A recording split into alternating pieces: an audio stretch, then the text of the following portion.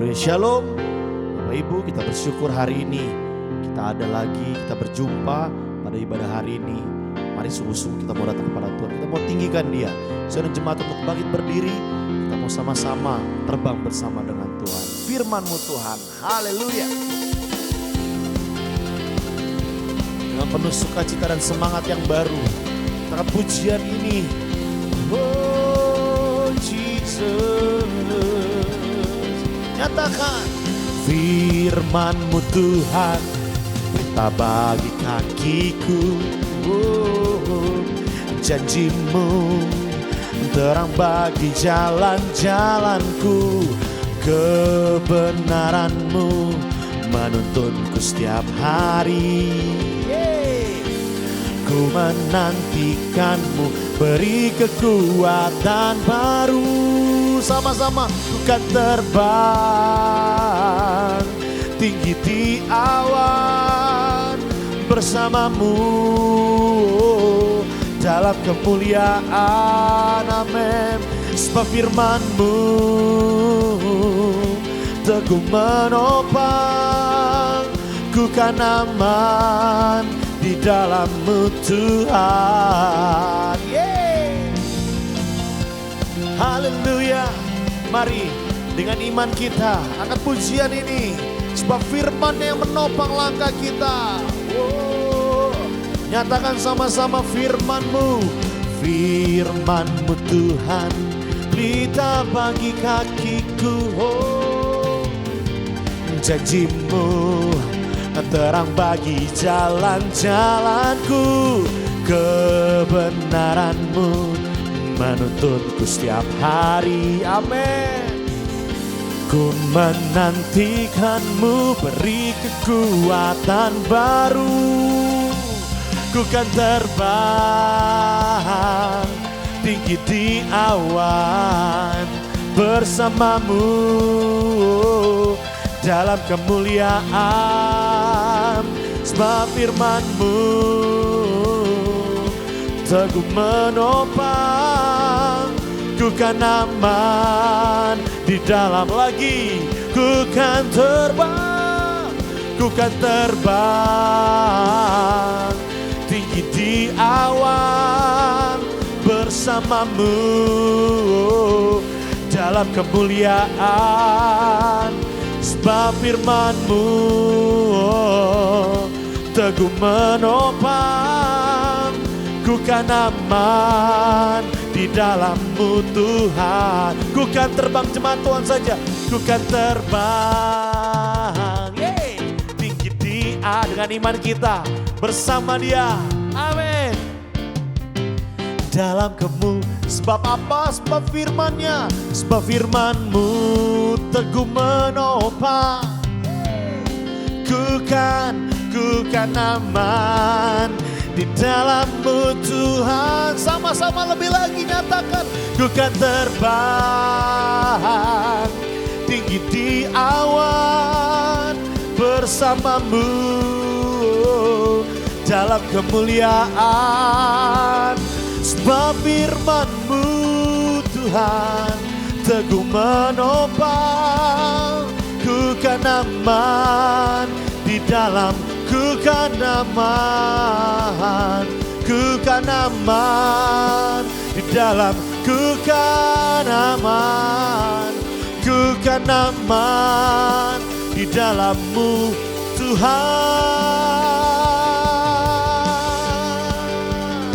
Haleluya. Engkau baik Tuhan. Jesus. Haleluya.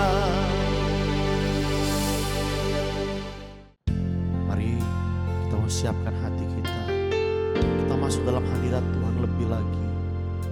Apapun masalahmu, pergumulanmu, percayalah di atas pujian dengan rasa syukur kita. Tuhan memberikan kita kekuatan. Kasih Tuhan.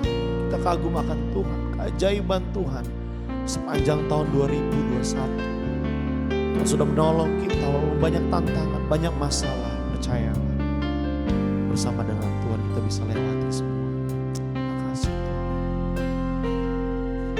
sungguh indah, kau sungguh indah tiada taranya, sungguh menakjubkan, sungguh ajaib untuk dimengerti, lebih dari semua yang ada. Hikmat-Mu tiada terselami, kasih-Mu dalam tak terduga. Kau sungguh indah tiada taranya, mulia dan berkuasa. Angkat tanganmu dengan rasa hormat, katakan, ku kagum hormat akan Engkau, ku kagum hormat akan Engkau. Kau Allah yang layak dipuji, ku kagum akan Engkau. Biar menjadi pengakuan kami, Kau sungguh indah tiada taranya, sungguh menakjubkan, sungguh ajaib untuk dimengerti,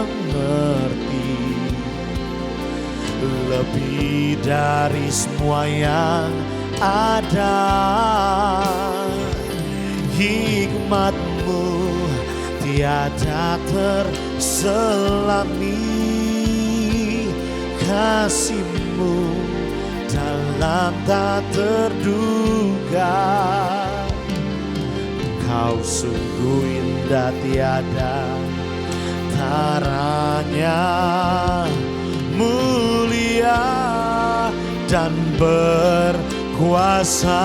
Oh, ku kagum hormat akan Engkau, ku kagum hormat akan Engkau. Kau Allah yang layak dipuji, ku kagum akan Engkau. Ku kagum, oh, ku kagum hormat akan Engkau, ku kagum hormat akan Engkau. Kau Allah yang layak dipuji, ku kagum akan Engkau. Oh, kami kagum akan perbuatan-Mu, tiada terselami hikmat-Mu Tuhan. Oh, kami naikkan ucapan syukur kami. Kau kenal setiap hati umat-Mu hari ini yang datang kepadamu Tuhan. Haleluya, haleluya. Tiada yang seperti-Mu, tiada yang seperti-Mu Tuhan. Kami kagum akan Engkau. Yesus dahsyat, Dia luar biasa.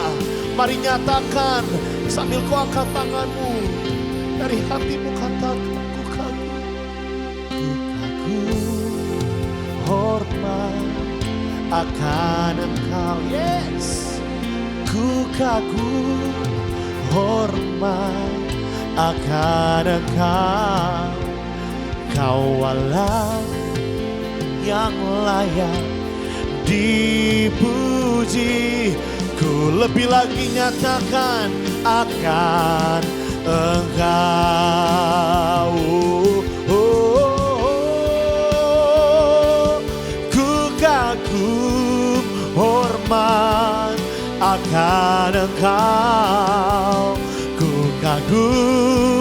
hormat akan Engkau.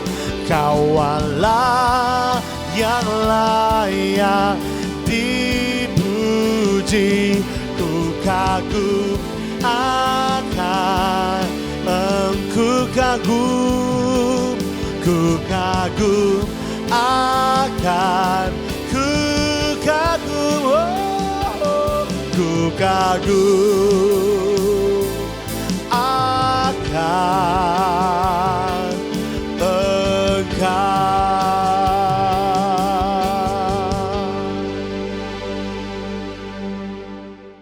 Shalom saudara, jemaat-jemaat Tuhan yang terkasih dalam Tuhan Yesus. Salam juga yang ada di dalam YouTube. Sebelum kita mulai khotbah ini, mari kita berdoa terlebih dahulu. Tuhan Yesus, Engkau adalah Raja, Engkau adalah Tuhan. Hari ini kami akan mendengar sebagian dari firman-Mu. Tuhan Yesus, pimpin mulut hati hamba dan juga buka hati dari jemaat-Mu agar firman yang disampaikan benar-benar berasal dari Engkau. Jauhkanlah kami daripada percobaan, lepaskanlah kami daripada yang jahat, karena Engkaulah yang punya kerajaan, kuasa, dan kemuliaan sampai selama-lamanya. Amin. Saudara, Shalom. Hari ini saya akan membawakan satu firman yang berjudul Yesus Kristus adalah Tuhan. Saudara, saya akan mulai dengan pendahuluan. Bagi sebagian orang, ada lebih banyak yang tidak terlihat daripada yang terlihat, saudara. Anda mungkin berpikir seseorang, bahwa kita tahu bahwa mereka adalah seseorang, tapi tidak melihat siapa mereka sebenarnya dan apa yang dapat mereka lakukan, saudara. Saudara, sesuatu yang sulit dipercayai. Jika Anda sulit mempercayai bahwa seseorang yang Anda kenal sebagai orang yang biasa saja, tetapi ternyata memiliki bakat yang luar biasa, maka betapa sulitnya untuk percaya bahwa seorang anak tukang kayu yang tumbuh di desa kecil di Nazaret adalah sebenarnya Tuhan, saudara. Jadi mungkin saya ulangin, jika kita sulit untuk mempercayai seorang biasa yang ternyata adalah seseorang luar biasa, maka lebih sulit lagi untuk mempercayai bahwa seorang anak tukang kayu yang tumbuh di desa kecil di Nazaret adalah sebenarnya Tuhan, saudara. Saudara, mungkin seseorang yang dibesarkan di satu gang dengan Anda menjadi penulis terkenal misalnya, dan Anda berseru, "Saya tidak tahu dia memiliki talenta itu di dalam dirinya." Mungkin seorang yang Anda kenal sebagai anak yang jorok atau dekil di kampung Anda, dan ternyata dia menjadi pengkhotbah terkenal. Dan Anda berkata, "Wow, saya tidak menduganya seperti itu. Wow, kok bisa ya?" Nah saudara, jika Anda tumbuh bersama orang-orang ini dan sering bertumbuh dengan mereka, Anda mungkin merasa Anda mengenal mereka, dan Anda cenderung mengenal mereka dengan sangat biasa. Karena ya, kita sama-sama waktu kecil makan ketoprak di satu gang. Ya, kita sama-sama kok waktu kecil main di kali sana gitu loh. Kita cenderung mengenal mereka dengan sangat biasa. Dan ketika mereka melakukan sesuatu yang luar biasa di sana, maka sulit untuk dipercaya bahwa mereka sehebat itu, saudara. Nah, itu adalah pendahuluan bahwa kita akan sulit mempercayai seseorang yang mungkin kita udah kenal biasa dan ternyata memiliki bakat yang luar biasa. Nah, saya akan lanjutkan ke kisah Yesus. Saudara, Yesus dibesarkan di kota Nazaret. Tetangganya mengira mereka mengenal keluarga Yesus dengan cukup baik. Mereka pikir mereka mengenal keluarganya dengan cukup baik. Mereka melihat tumbuh dewasa dengan anak-anak desa lainnya. Mereka mungkin melihat Yesus pernah mancing di Danau Galilea saat kecil. Mereka mengenal Yesus sebagai anak tukang kayu, di mana dia membantu ayahnya Yusuf untuk menggergaji kayu di Nazaret. Tetapi kira-kira pada saat Yesus berumur 30 tahun, Dia meninggalkan kehidupannya yang tenang dan biasa di Nazaret dan mulai mengajar dan melakukan mujizat di beberapa kota terdekat. Saudara, cerita tentang Yesus mulai hanyut dan terdengar kembali ke kampung halamannya. Dan orang-orang Nazaret terkejut, saudara. Mereka berpikir, orang ini Yesus, seorang guru yang pintar dan mempunyai kekuatan ajaib. Bagaimana ini bisa terjadi? Kami mengenal Yesus, anak ini, sejak dia memakai popok. Kami sudah menyaksikannya bermain di tepi danau Galilea. Kami telah mendengarnya tertawa, kami telah mendengarnya menangis, kami melihatnya menggergaji kayu. Dia berkeringat di dahinya, dan kotoran-kotoran menempel di bawah kukunya, sama seperti orang lain yang bekerja dengan tangan. Sulit dipercaya bahwa Yesus adalah orang yang istimewa. Seperti kabar mengenai pengajarannya dan mujizat-mujizat yang dilakukan Yesus yang biasa terus mengalir ke kota asalnya, yaitu Nazaret. Saudara, kemudian suatu hari Yesus kembali ke kampung halamannya Nazaret. Penduduk setempat sangat ingin mengetahui apakah bocah kampung itu benar-benar hebat seperti rumor yang diklaim. Mereka memadati tempat pertemuan mereka, sinagoga di mana Yesus mengajar, untuk mendengarkan dia. Ketika dia berbicara, mereka takjub. Dia benar-benar mengejutkan mereka sampai mereka harus mengakui. Tapi kemudian kebiasaan mental lama mereka dan rasa keakraban dan pikiran lama tentang dia mengambil alih. Akhirnya mereka kecewa dan menolak dia.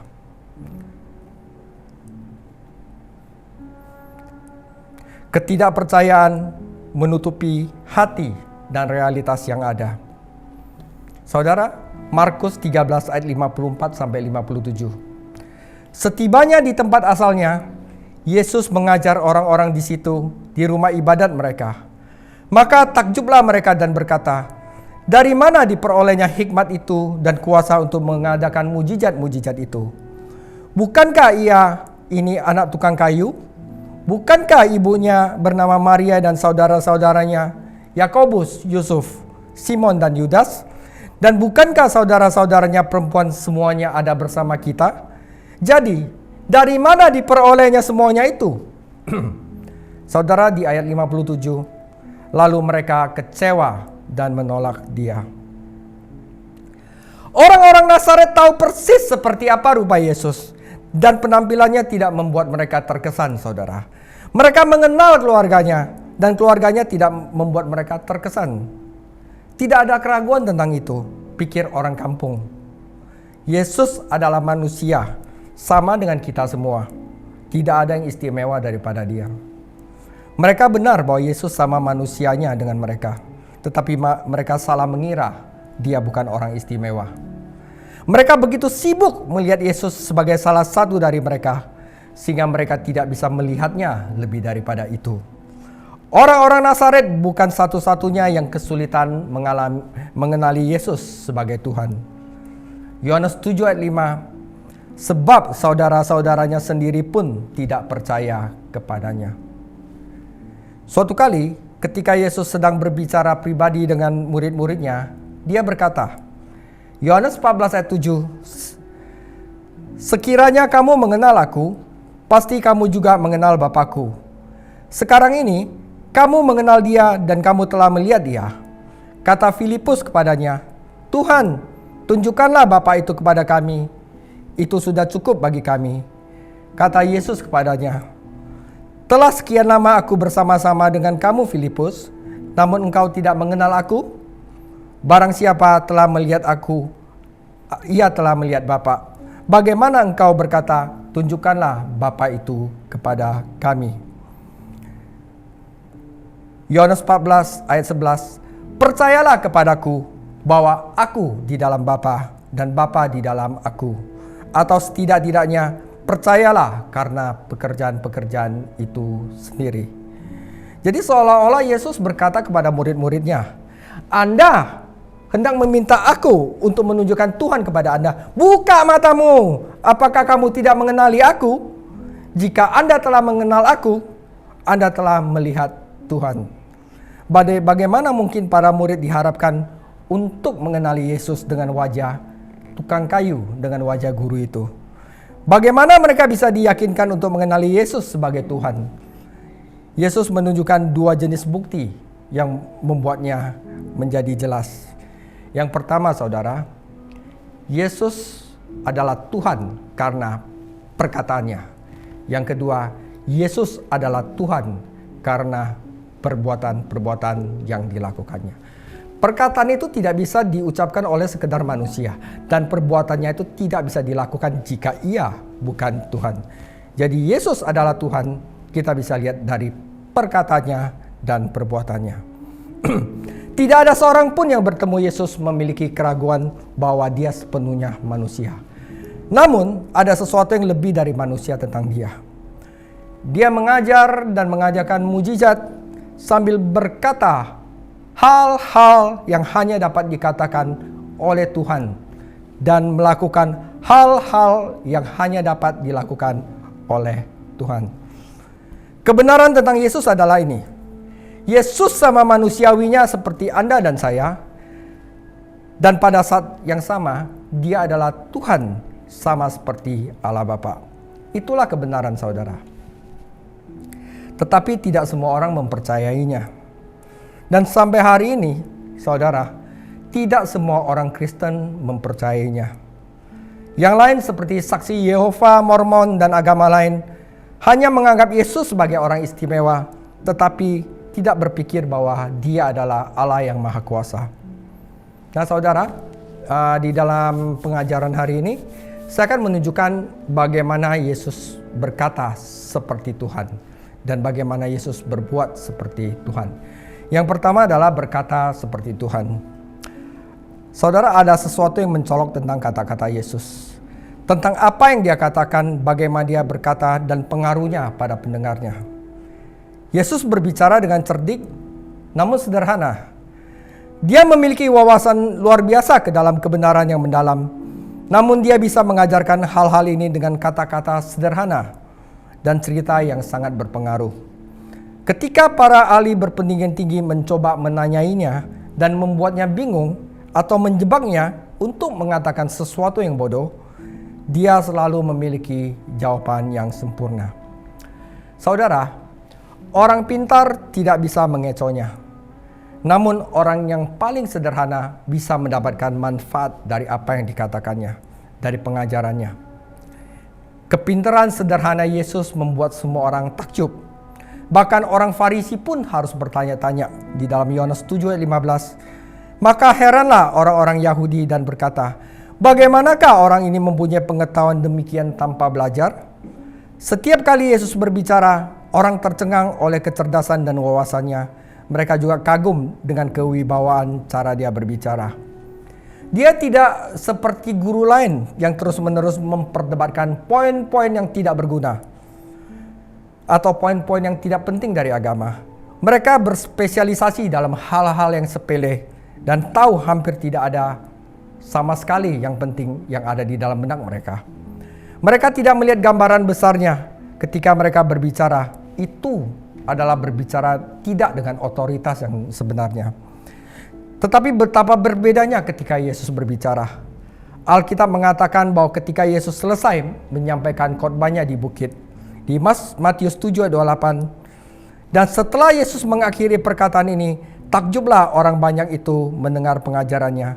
Sebab ia mengajar mereka sebagai orang yang berkuasa, tidak seperti ahli-ahli Taurat mereka. Saudara, begitu imam kepala dan orang Farisi mengirim beberapa penjaga untuk menangkap Yesus ketika dia sedang mengajar di Bait Suci.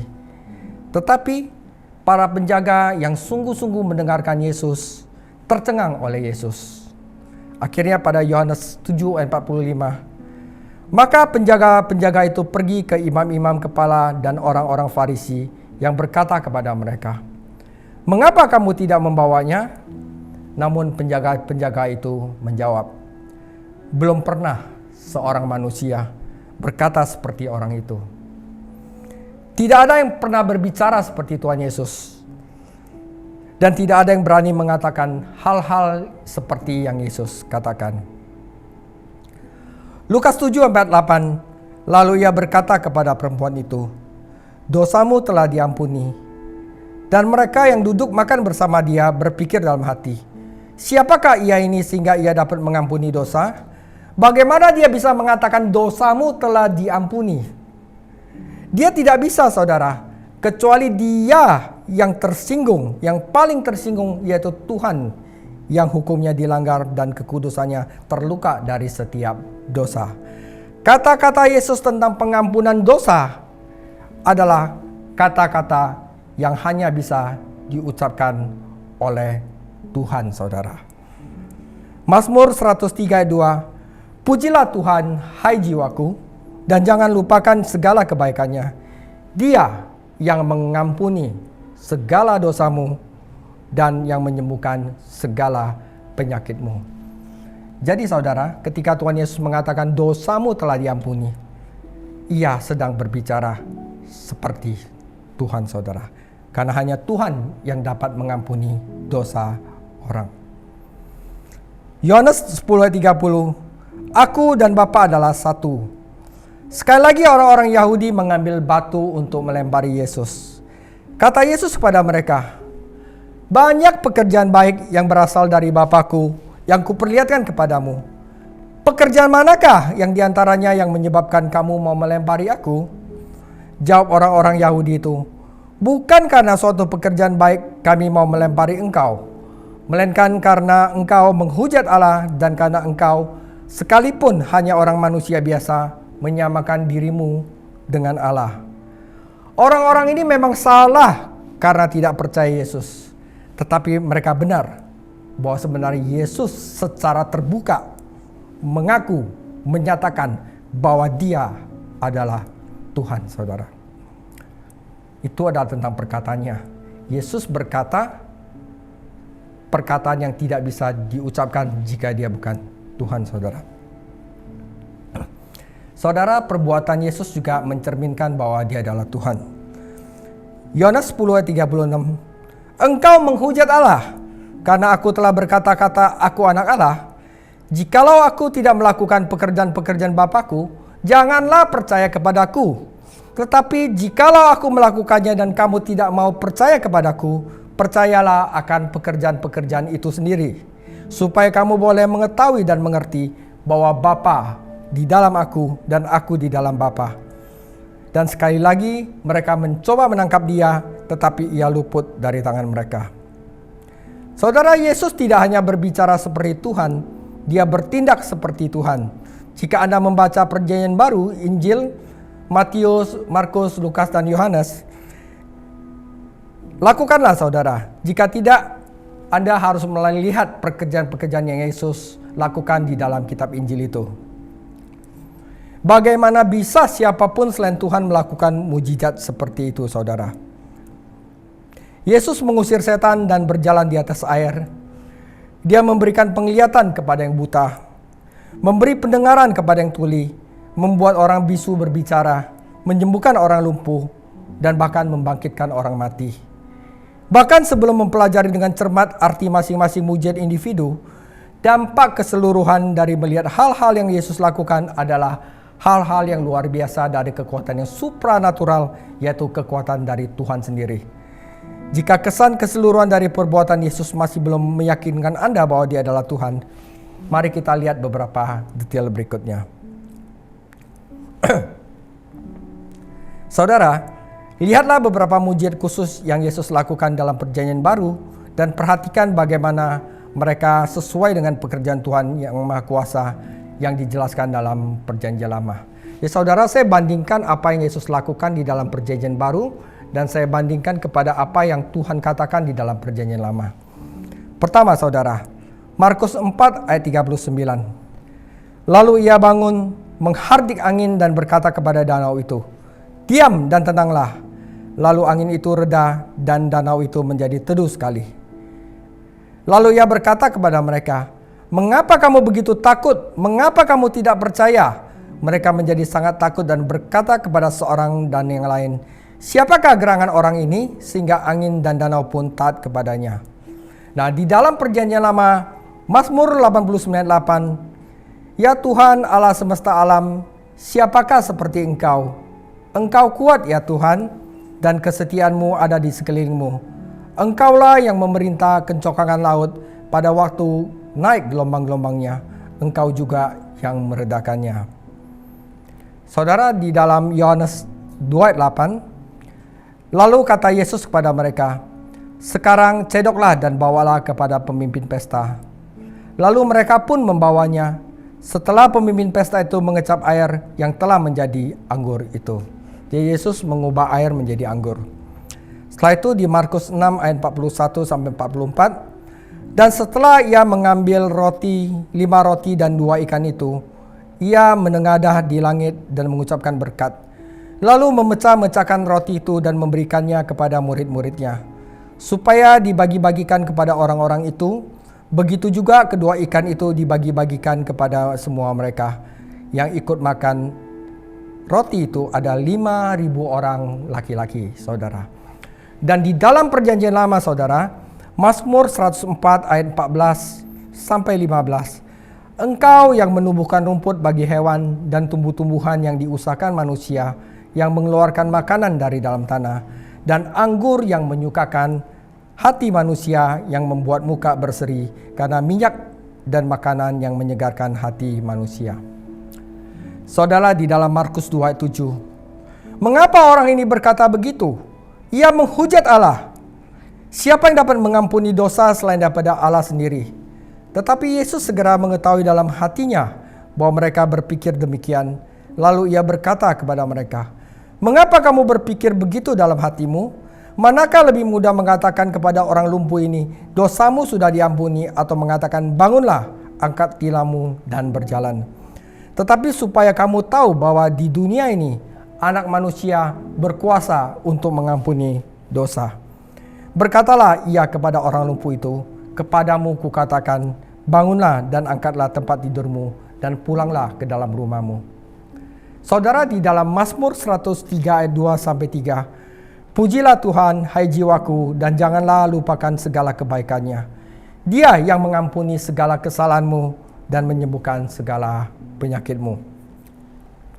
Saudara, setelah kita melihat beberapa mujizat Tuhan Yesus yang dia lakukan dan korelasinya dengan Perjanjian Lama, jika Anda bertanya, apakah Alkitab terlalu melebih-lebihkan mujizat Tuhan Yesus?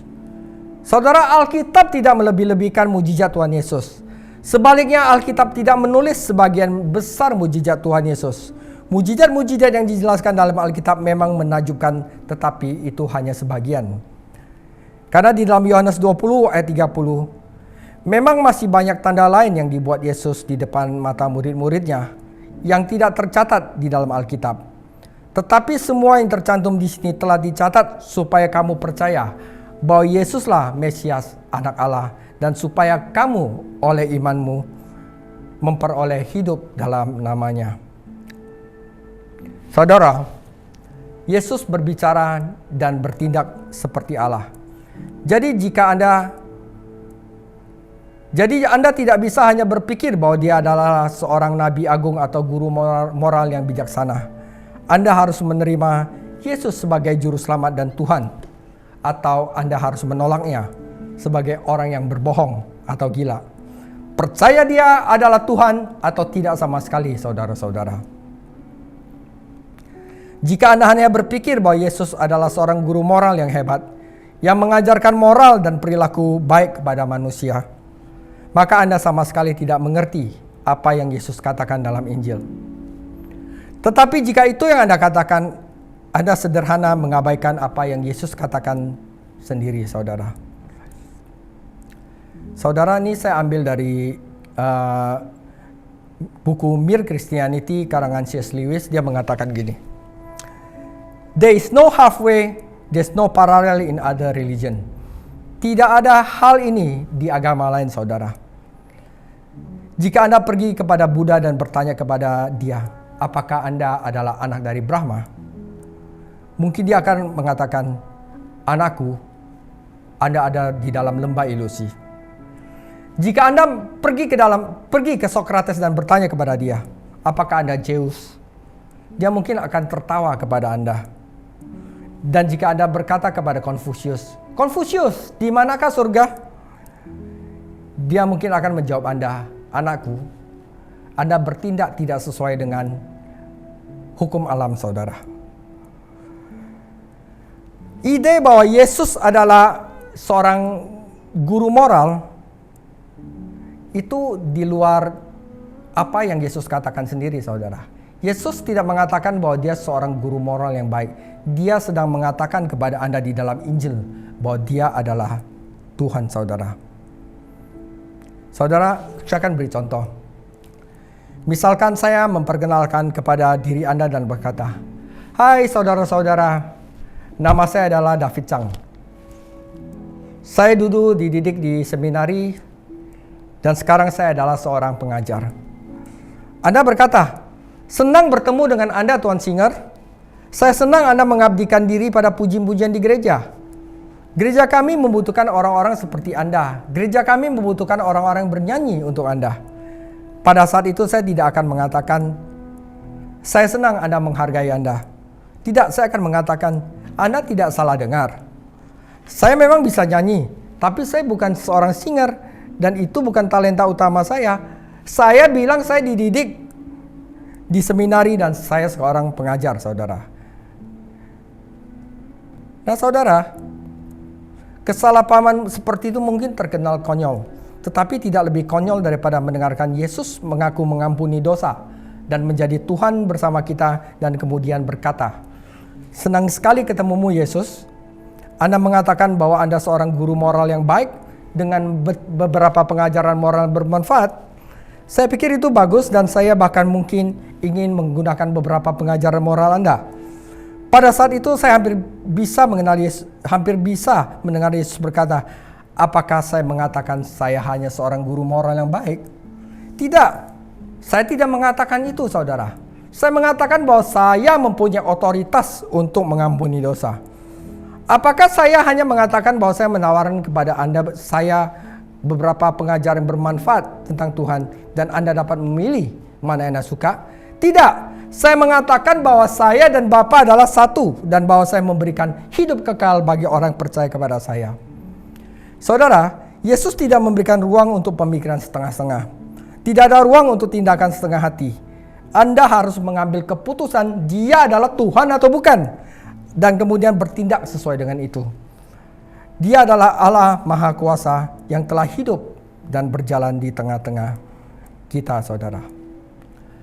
Saudara, sebagai penutup, saudara percayalah pada kata-kata Tuhan Yesus. Percayalah pada perbuatan Tuhan Yesus. Percayalah pada kata yang paling luar biasa dan pekerjaan yang paling luar biasa. Yesus berkata pertama kali bahwa dia akan bangkit dari kematian dan kemudian dia melakukannya. Saudara, siapakah selain Tuhan yang dapat berkata-kata seperti itu? Saudara, siapakah kalau bukan Tuhan yang dapat melakukan hal seperti itu? Saudara, siapakah kalau bukan Tuhan yang bisa bangkit dari kematian, yang bisa mengalahkan maut, saudara? Saudara, Yesus Kristus adalah Tuhan, saudara. Mari kita berdoa. Tuhan Yesus, hamba telah selesai mengabarkan Injil tentang Engkau, Tuhan Yesus. Biarlah Injil ini tetap ada di dalam jiwa kami masing-masing. Dan selamanya kita mengaku bahwa Engkaulah Tuhan, Engkaulah Juru Selamat. Hanya Engkaulah yang dapat memberikan hidup kekal kepada kami. Sehingga sudah sepatutnya kami berlutut di hadapan-Mu dan mengaku bahwa Engkau adalah Tuhan. Tuhan, biarlah Roh Kudus terus mengingatkan kami setiap saat, karena itulah hal yang paling penting di dalam dunia ini. Terima kasih Tuhan Yesus, dalam nama-Mu hamba berdoa. Amin. Puji Tuhan Bapak Ibu, kita sudah diberkati oleh firman Tuhan. Tiba saatnya kita akan memberikan korban persembahan, berikan yang terbaik dari hatimu. Di layar kaca Bapak Ibu sudah nomor rekening tertera. Mari kita memberikan yang terbaik untuk pekerjaan Tuhan di tempat ini. Dan juga kita akan masuk dalam perjamuan yang kudus. Siapkan hosti dan anggur dengan hati yang sungguh. Kita kita mau datang kepada Tuhan. Makasih Tuhan. Oleh kuasa darah-Mu, Kau telah tebus hidupku. Kekudusan-Mu melingkupiku. Kasih-Mu mengalir, memulihkan hidupku. Sungguh besar anugerah-Mu, Kau selamatkan hidupku. Ku menjadi ciptaan yang baru oleh kuasa darah-Mu, oleh kuasa darah-Mu.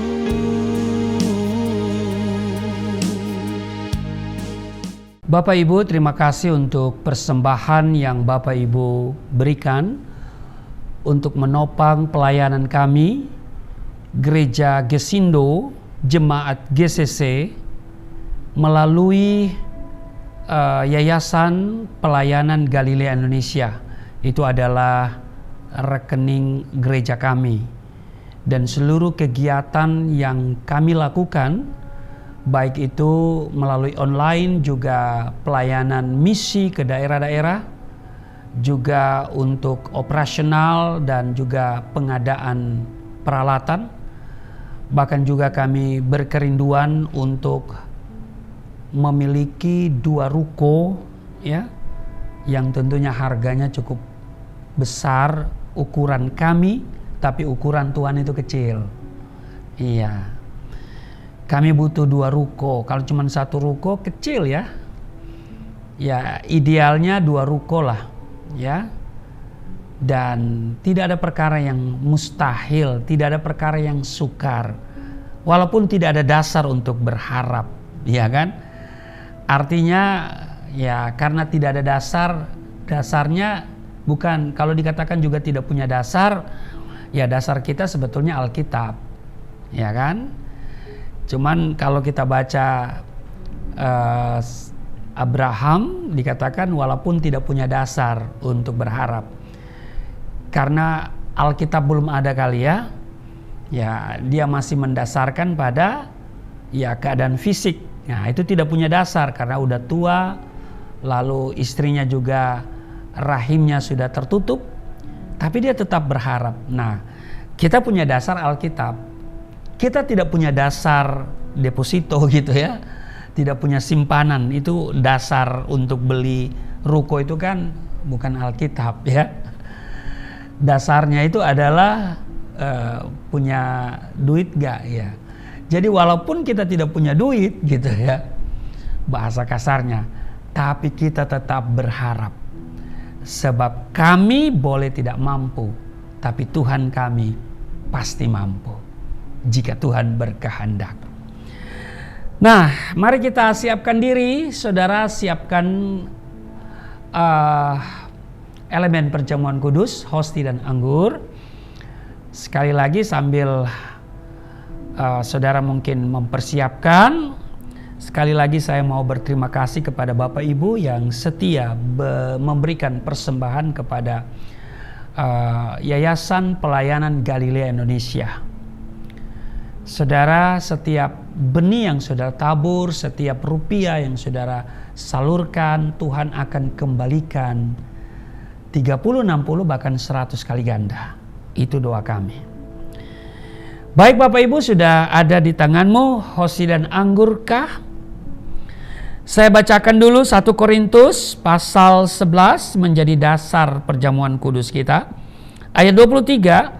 Sebab apa yang telah kuteruskan kepadamu telah aku terima dari Tuhan, yaitu bahwa Tuhan Yesus pada malam waktu ia diserahkan mengambil roti, ayat 24, dan sesudah itu ia mengucap syukur atasnya, ia memecah-mecahkannya dan berkata, inilah tubuhku yang diserahkan bagi kamu, perbuatlah ini menjadi peringatan akan aku.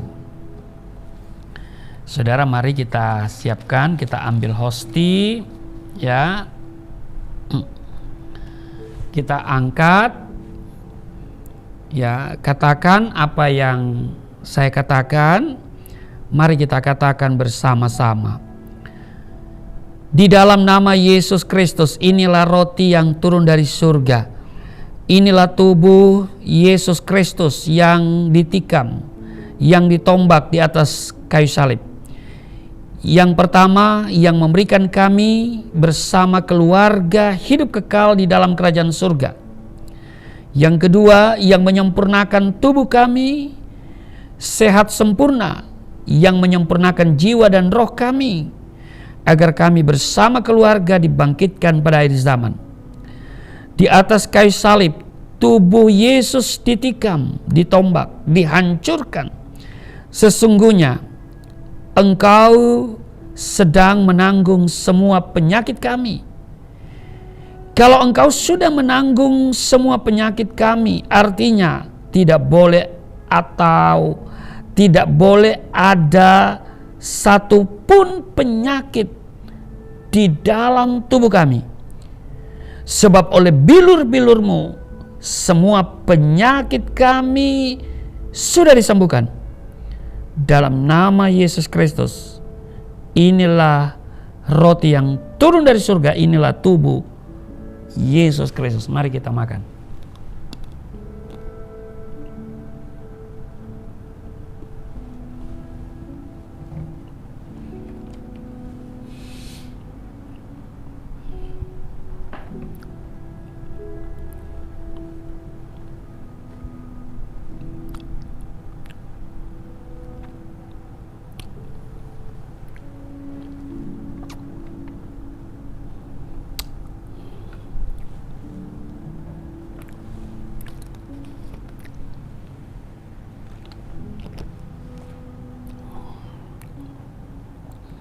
Satu Korintus pasal 11:25.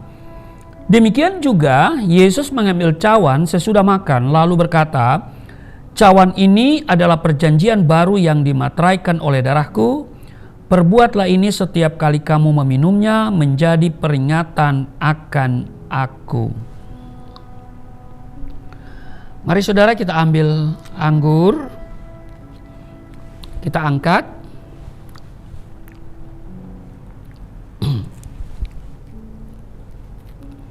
Kita katakan bersama-sama. Di dalam nama Yesus Kristus, inilah darah Yesus Kristus yang tercurah di atas kayu salib sebagai perjanjian yang baru dan yang kekal, yang memberikan pengampunan atas semua dosa-dosa kami, yang memberikan pengampunan atas semua kesalahan dan pelanggaran kami. Darah Yesus Kristus tercurah di atas kayu salib untuk menguduskan dan membenarkan kami di hadapan-Mu satu kali untuk selama-lamanya. Karena kami sudah dikuduskan dan dibenarkan oleh darah-Mu, artinya kami ditetapkan untuk menerima semua berkat yang menjadi haknya orang benar dan orang-orang kudus. Dalam nama Yesus Kristus, inilah darah Yesus Kristus. Mari kita minum.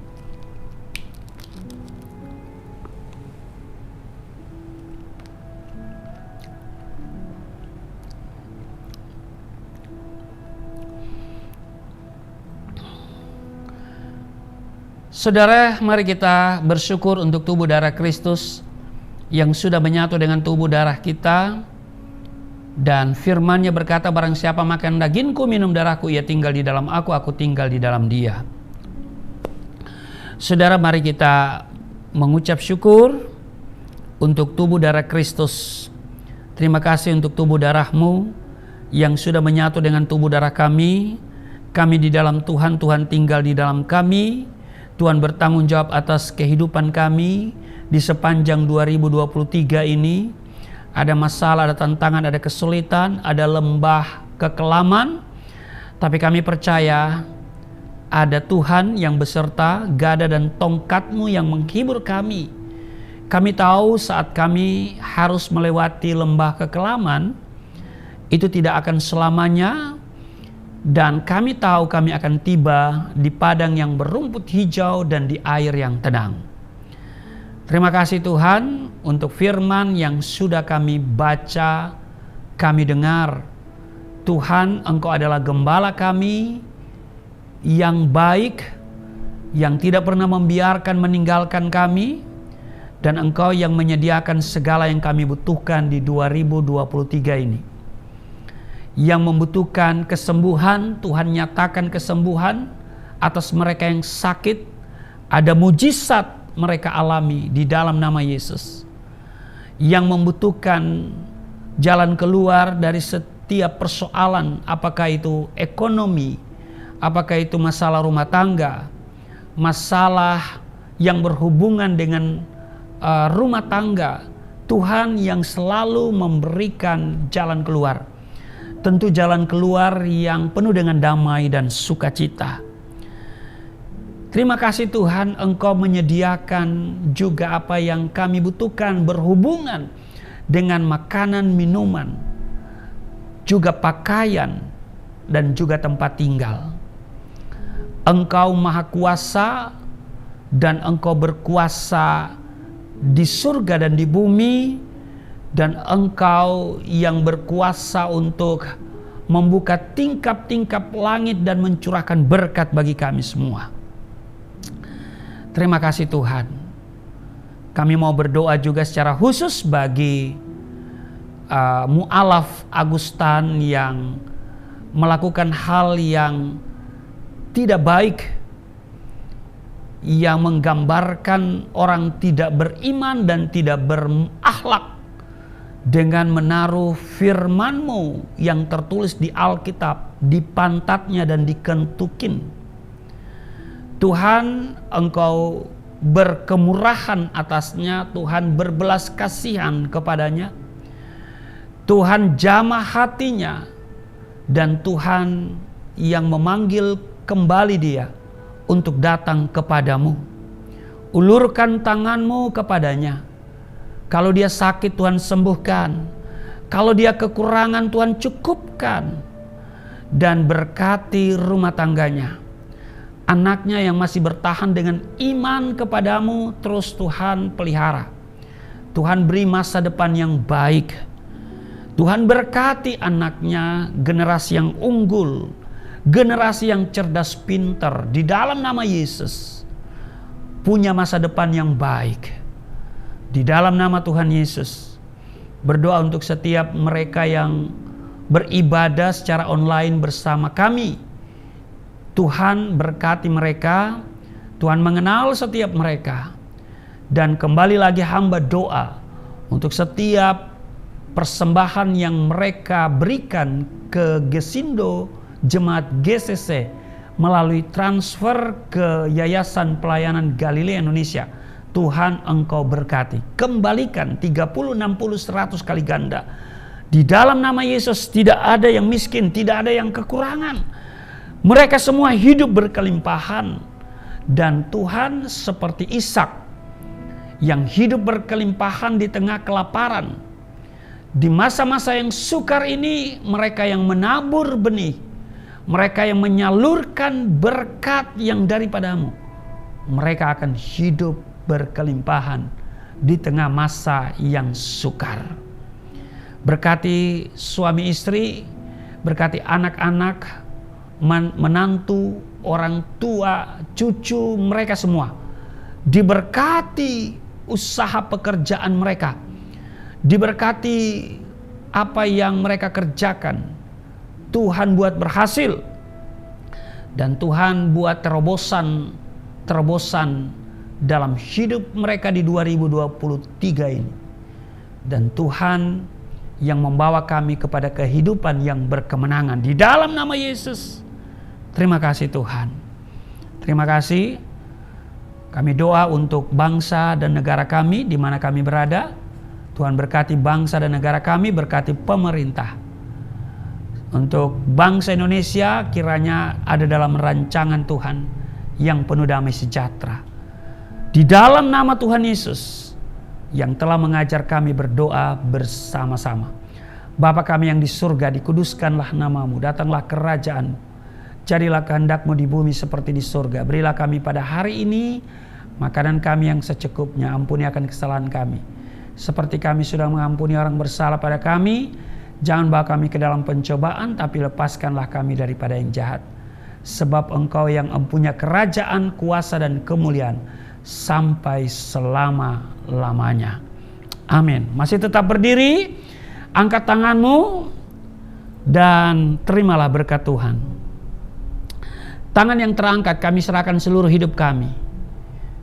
Tapi juga tangan yang terangkat artinya kami percaya Engkau sanggup menolong kami. Dan karena itu hanya kepadamu kami mohon pertolongan. Hanya kepadamu kami menyembah. Dan kami tidak akan menanti pertolongan dari yang lain selain daripadamu. Di dalam nama Tuhan Yesus, tangan yang terangkat, kami siap terima berkat yang daripadamu. Segala berkat yang dari surga mengalir dalam hidupmu. Di dalam nama Tuhan Yesus diberkatilah engkau, diberkati rumah tanggamu, diberkati suami istri, diberkati orang tua anak cucumu, diberkati usaha bisnis toko daganganmu, studi dan pelayananmu. Lumbung-lumbungmu diberkati, buah kandunganmu diberkati, anak-anakmu anak-anak yang cerdas, generasi yang unggul, berkesempatan studi di dalam dan di luar negeri, dapat beasiswa. Apa yang Engkau kerjakan Tuhan buat berhasil, naik bukan turun, menjadi kepala bukan ekor. Tuhan menjaga keluar masukmu sekarang dan selamanya. Di dalam nama Tuhan Yesus, aku berseru, turunlah berkat, kasih setia, penyertaan, perlindungan yang sempurna, damai, sukacita, kemuliaan, kemenangan dari Bapa Surgawi, dari Yesus Kristus dalam persekutuan dengan Roh Kudus, tercurah mengalir dalam hidupmu mulai saat ini sampai selama-lamanya. Setiap kita yang percaya diberkati berkata, amin. Terima kasih atas kebersamaan dalam ibadah pada hari Minggu ini. Dan terus ikuti program kami. Dan kiranya apa yang kami tayangkan melalui channel ini menjadi berkat bagi Bapak Ibu semuanya. Jangan lupa subscribe, like, comment, and share kepada yang lain. Salam sehat. Tuhan Yesus memberkati. Shalom. Sungguh besar pengorbananmu bagiku, terlalu dalam untuk dimengerti. Sungguh besar, sungguh indah yang kau pikirkan tentangku. Amin. Tak terselami bagiku. Sungguh indah, sungguh indah, sungguh indah. Ibadah kita telah selesai. Tuhan memberkati kita semua. Buat Bapak Ibu terus ikuti setiap ibadah yang ada dari Community of Christ. Kiranya Tuhan memberkati. God bless you.